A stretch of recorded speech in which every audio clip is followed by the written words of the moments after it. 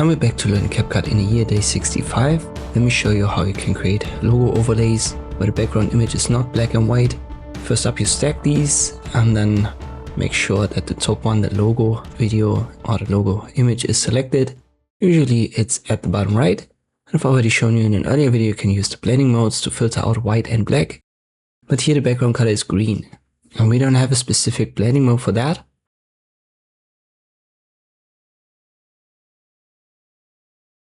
So the blending option doesn't work here anymore. Let me just switch it back to normal. And then we go to Video, Remove, BG. And then check the chroma key. Left click on the eyedropper tool if it's not already active.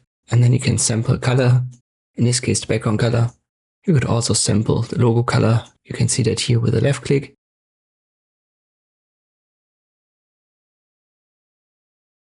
Let me just play it. And the background was successfully removed, despite it not being white or black.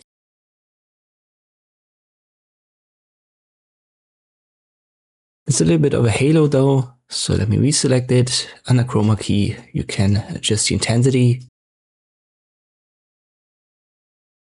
The shadow usually doesn't help with the halo. There's a clean up edges, but that's a pro feature.